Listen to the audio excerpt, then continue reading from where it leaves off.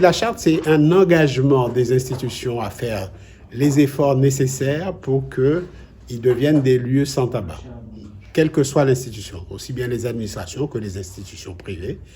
Faire des efforts, c'est-à-dire mettre en place un dispositif avec une gouvernance propre pour repérer les personnes qui sont addictes au tabac, leur proposer des espaces éloignés du lieu de travail où il peut y avoir du tabagisme passif pour pouvoir continuer à fumer, leur proposer un accompagnement pour le sevrage tabagique, c'est-à-dire avoir recours à un tabacologue qui va les accompagner sur une longue durée pour pouvoir arrêter. C'est tout ça, c'est cet engagement-là qu'on doit mettre en place avec un résultat final, c'est que dans cette institution qui s'est engagée sur cette charte, avoir zéro fumeur dans l'institution. C'est le produit addictif le plus meurtrier, bien avant l'alcool et en termes de décès prématurés, je veux dire, bien avant l'alcool et les autres drogues. Il faut savoir que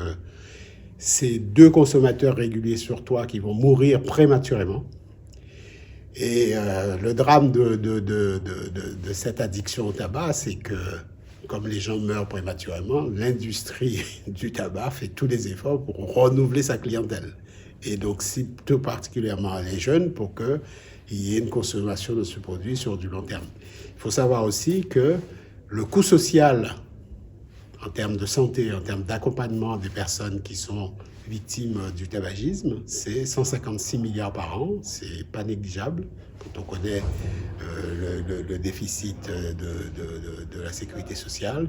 Et donc, ça demande un effort collectif pour avoir dans son environnement, et notamment dans son environnement de travail, un air plus respirable.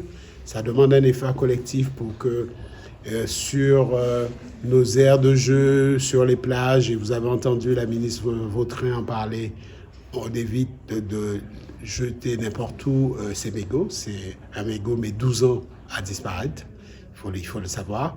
Et puis ça demande un effort collectif pour protéger la population. Et puis, s'agissant de l'action que nous menons avec la CGSS pour protéger les travailleurs, ce serait incohérent de mener des actions de santé publique visant à faire diminuer la consommation de tabac sur le territoire de la Réunion, en population générale, et ne pas s'occuper de nos propres travailleurs qui, eux aussi, sont victimes de cette addiction. Il ne s'agit pas de les culpabiliser, mais au contraire de les accompagner vers une diminution et une cessation progressive de la consommation de tabac, avec les produits de substitution qu'il faut, avec les professionnels qu'il faut. Nous avons des tabacologues qui sont formés sur le territoire de la Réunion. Nous, ARS, nous accompagnons cette formation en termes de prise en charge financière.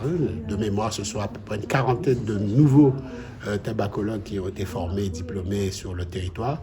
Et donc, c'est tout ce dispositif que nous mettons ensemble pour pouvoir avoir un impact très positif, j'ai envie de dire, sur la diminution et l'arrêt de la consommation de tabac, parce que ça fait beaucoup de dégâts pour la santé.